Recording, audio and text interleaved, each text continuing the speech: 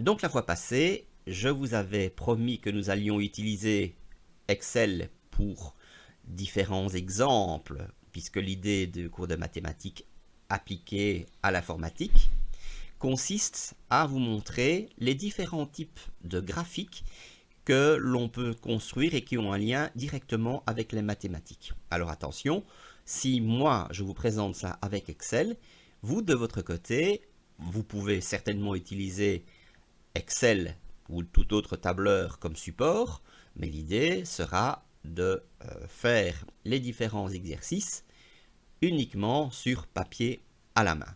Donc l'idée que je vous propose, c'est de refaire exactement la même chose que je vous présente, mais plutôt d'essayer de le reproduire à la main pour voir ce que cela donne. Alors avec Excel, qu'est-ce que j'ai fait? J'ai pris les données qui se trouvent ici. Donc nous avons ici affaire à un exemple d'un véhicule, c'est probablement une voiture, et on fait des tests de freinage.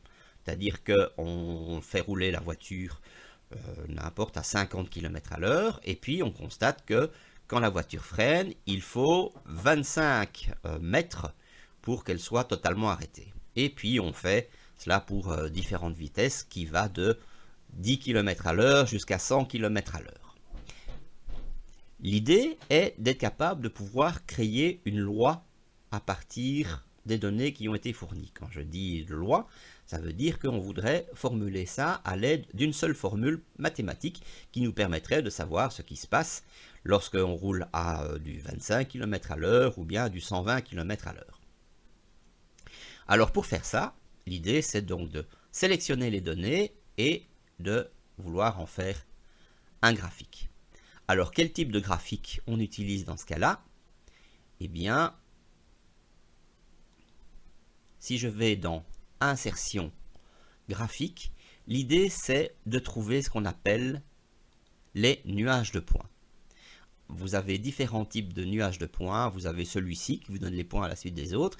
Ce qui va plutôt m'intéresser, c'est celui-ci. Et quand j'applique ce type de graphique, voilà ce que j'obtiens après chipotage. Et qu'est-ce que je vois apparaître? Je vois apparaître en réalité une courbe qui, si on a l'œil, on voit tout de suite que l'on a affaire à une parabole.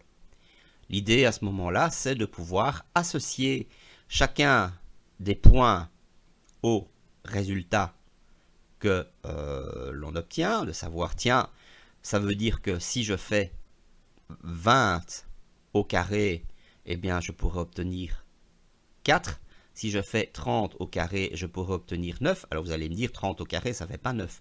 Oui, mais 30 divisé par 10 au carré va me donner 9. De même, ici, à partir de 0, c'est clair qu'il y a 0 distance de freinage. Donc on a une courbe qui serait du type y est égal à ax carré. Alors, ce n'est pas un y, puisque le y, c'est la distance. Ce n'est pas un x, puisque en réalité, c'est la vitesse. Donc on aurait d est égal à av carré. Ce qu'il faudrait faire à ce moment-là, c'est de pouvoir déterminer ce que vaut A. Et c'est à partir donc des différents points que l'on peut trouver. Donc si je prends la vitesse de 40 que je divise par 10, donc j'ai V divisé par 10 au carré me donne 16, j'ai donc que le résultat est tout simplement D est égal à V carré divisé par 10 au carré, c'est-à-dire 100, et j'obtiens le résultat. Donc ça veut dire que si je prends 70, je fais 70, je divise par 10, 7 au carré, ça me donne 49, c'est bien le résultat que j'obtiens. Et du coup, je peux obtenir le même résultat en regardant ce qui se passe avec 25 km à l'heure ou 110 km à l'heure. Remarquez que lorsque l'on fait des prévisions, par exemple, économiques, eh bien, on peut également se servir de différentes courbes. Je pense essentiellement à ce qu'on appelle la droite de régression, qui permet par la suite de pouvoir déduire ce qu'on pourrait obtenir dans le temps, dans le futur, si l'évolution continue à être la même. Donc voilà le premier type de graphique qui pourrait être intéressant. Deuxième exemple, et ça je vais vous renvoyer au cours de MAST. Vous vous souvenez certainement, en tout cas je l'espère, de l'équation d'une droite qui passe par 2 points. Nous avons affaire à un voyageur qui se déplace. Alors, au départ, on va dire qu'on est au temps 0, et au niveau de l'espace, on est à l'espace 0. C'est-à-dire que, supposons que ce soit moi qui me déplace, je suis ici, et je ne me suis pas encore déplacé. Et puis, je vais me déplacer pendant 3 heures de manière linéaire. Donc, je vais utiliser à chaque fois une vitesse constante. Et en utilisant cette vitesse constante, je constate qu'au bout de 3 heures, j'ai parcouru 25 km. Et puis, 3 heures plus tard, j'ai parcouru 35 km. Attention, 35 km au total. Ça veut dire que j'ai parcouru 10 km en plus. Au bout de 9 heures, je suis toujours à 35 km. Ça veut dire que de là et là, je n'ai pas bougé. Et au bout de 12 heures, je suis arrivé à faire au total 50 km. Alors, si je prends cela et que je veux créer un graphique, je vais de nouveau prendre le nuage de points, mais cette fois-ci, je vais prendre celui qui est en dessous. Voilà. Et nous allons voir le résultat final que nous allons pouvoir expliquer. Donc voilà le résultat que j'obtiens.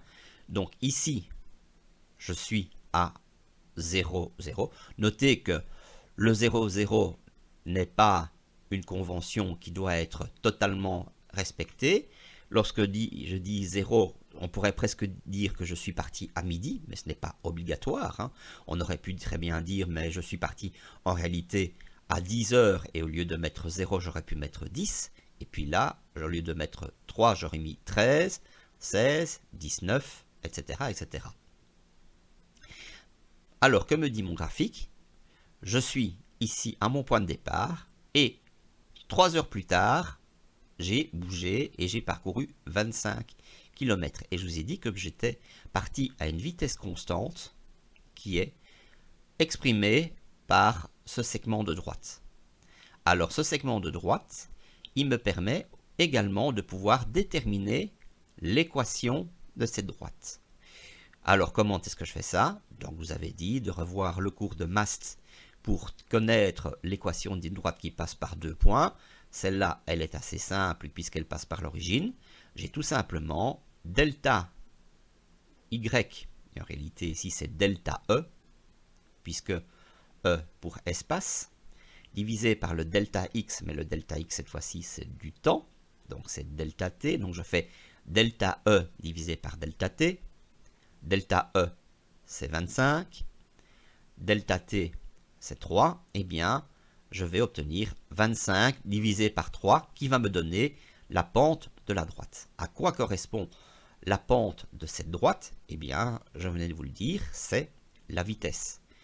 Comment est-ce que je peux être certain que cela est vrai? Eh bien, tout simplement parce que le delta E est exprimé en kilomètres, le delta T est exprimé en heures, et je suis en train de rechercher quelque chose qui est exprimé en kilomètres par heure. Donc, j'ai bien affaire à la vitesse. Je vais revenir ici, et je vais voir ce que j'ai fait au fur et à mesure de mes différents calculs pour obtenir à chaque fois les équations de chacune de mes droites. J'aurais plutôt dire de mes segments de droite. Donc, vous constatez que d'abord, le delta t, il est toujours identique, c'est toujours 3. De 0 à 3, c'est 3 heures. De 3 à 6, c'est 3 heures.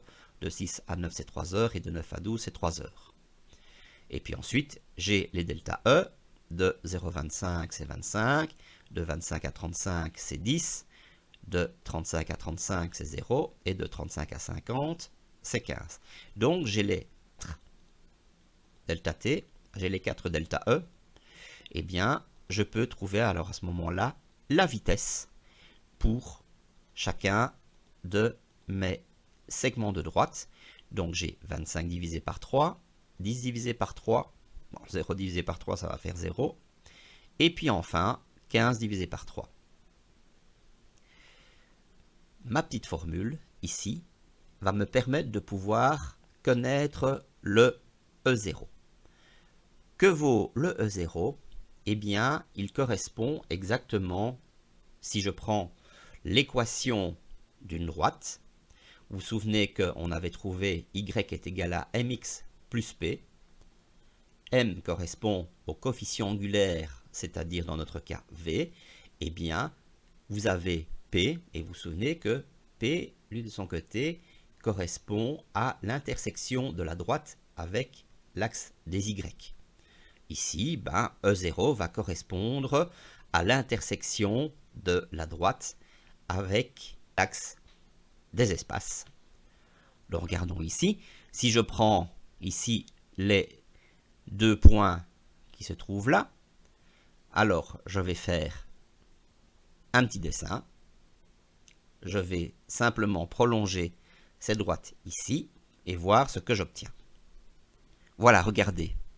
J'ai prolongé ce segment de droite jusqu'à toucher l'axe des espaces et j'obtiens 15. Et c'est exactement cela que je vais faire à chaque fois. Donc, à quoi correspond 15?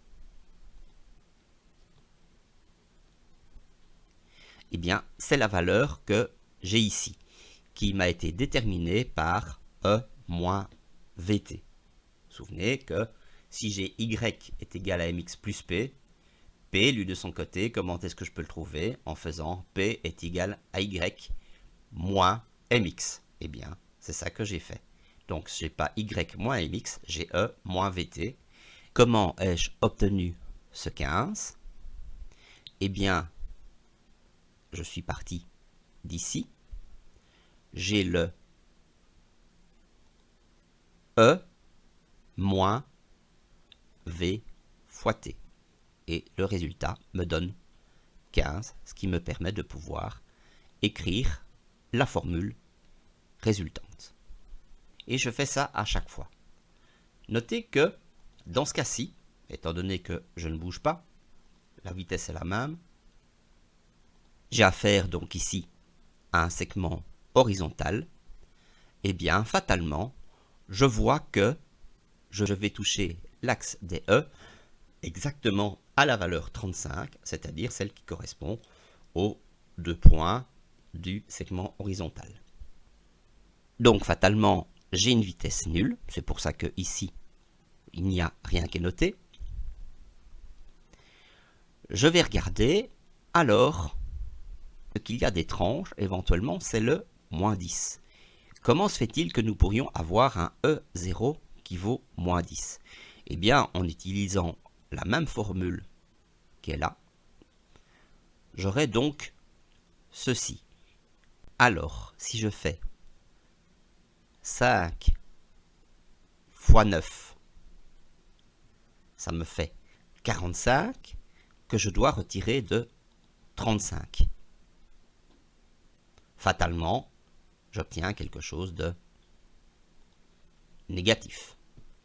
Résultat, regardez, si maintenant je prolonge la droite, si je prolonge le segment de droite ici, eh bien, je vais obtenir la valeur moins 10 que voilà. Ce qui explique pourquoi on peut avoir un E0 qui soit négatif. Alors supposons que je complète ce graphique par d'autres segments de droite. Regardons ce que nous pourrions avoir en plus. Supposons que je rajoute ce segment de droite. Qu'est-ce qui se passe? Eh bien, remarquez que cette fois-ci, nous avons une pente qui est négative. Nous avons un delta t, lui de son côté, qui est toujours convenable, il est positif, mais nous avons un delta E qui est négatif. On a 0 ici, et puis on a 50. Donc on aurait moins 50 divisé par le temps qui est là pour arriver à 0. Donc nous aurions une vitesse négative. Qu'est-ce que ça veut dire une vitesse négative? Eh bien tout simplement que le voyageur est en train de reculer. Il va dans l'autre sens. Il va dans l'autre sens, où va-t-il exactement? Eh bien, il revient à son point de départ. Voilà à quoi correspond ce segment de droite. Supposons que je fasse un petit changement au niveau de cette droite. Regardez, j'ai tracé une verticale.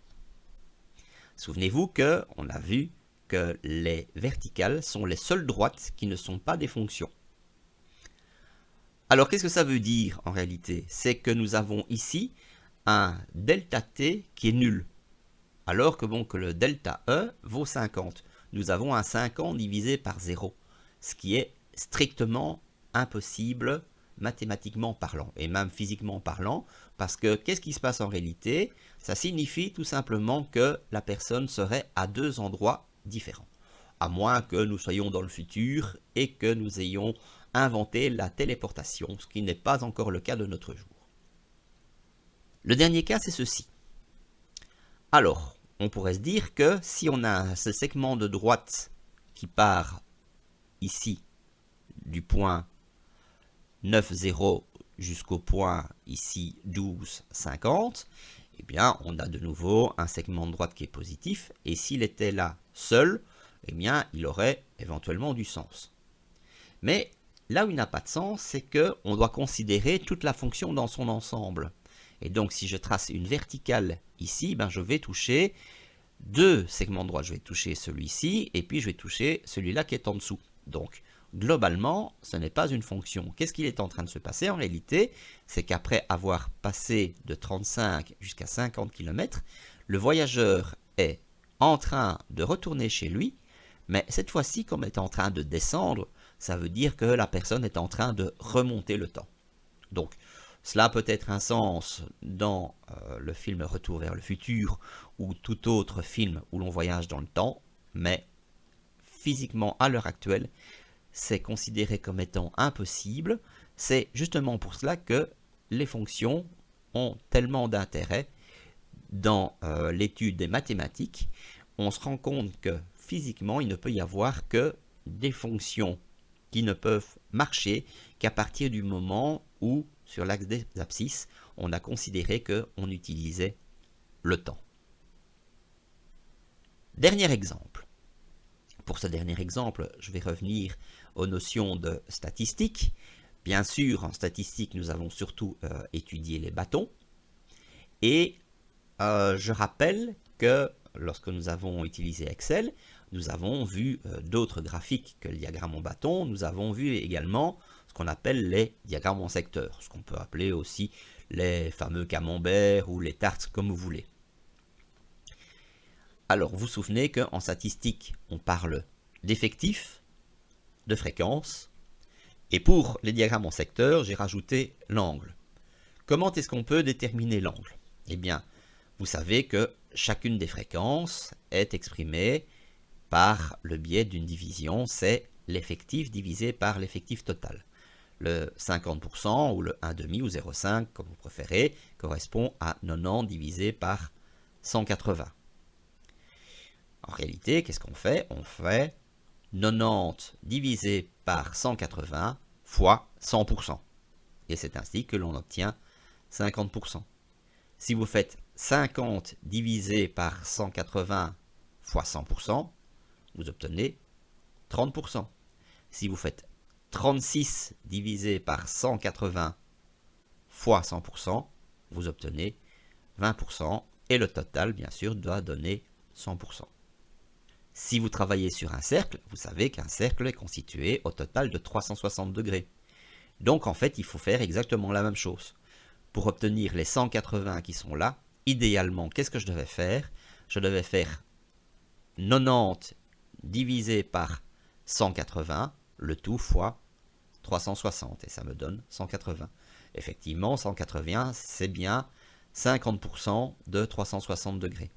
Alors attention, si vous le faites à la main, eh bien, il risque de se poser des problèmes si vous tombez sur des pourcentages qui ne tombent pas justes. C'est bien que ici les 50% c'est pile 0,5, mais si vous obtenez 0,37298, etc., etc., eh bien, il y a un risque que si vous multipliez directement la fréquence par 360 degrés, que vous obteniez un angle qui soit faussé par des erreurs d'arrondi. Donc, autant que quand j'utilise Excel, multiplier la fréquence par 360, comme je l'ai fait ici, ça va marcher à tous les coups.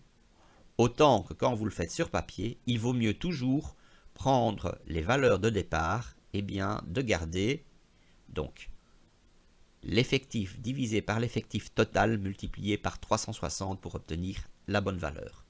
C'est ainsi que 54 divisé par 180 multiplié par 360 va donner 108. 36 divisé par 180, le tout multiplié par 360, va donner 72. Et après, quand je veux faire le graphique, les seules données qui vont m'intéresser, ce sont bien sûr les noms et les valeurs. Les pourcentages, cela pourra certainement intervenir dans la littérature. Les angles, fondamentalement, tout le monde s'en fiche. À quoi est-ce que cela nous sert? Les angles, elles nous servent à nous lorsqu'on veut créer le diagramme en secteur sur papier. Mais si on le fait sur Excel, ce sont ces données-là qui vont être utilisées. On pourra à ce moment-là faire appel de nouveau à un graphique, cette fois-ci un diagramme à secteur. Voici donc le plus simple. Voilà le résultat que vous devriez obtenir. Et après, chipotage. Voilà. Donc vous voyez, il y a 3 secteurs dans ces diagrammes avec le nom, la valeur, il n'y a aucun pourcentage et il n'y a surtout pas d'angle. Lorsque vous faites ce type d'exercice, ne mettez jamais l'angle. Il suffit de penser que quand vous travaillez avec un rapport que vous devez concevoir, quand vous regardez un journal, quand vous regardez une revue, les pourcentages sont certainement indiqués quelque part, mais les angles, jamais. Voilà, fin de cette deuxième leçon.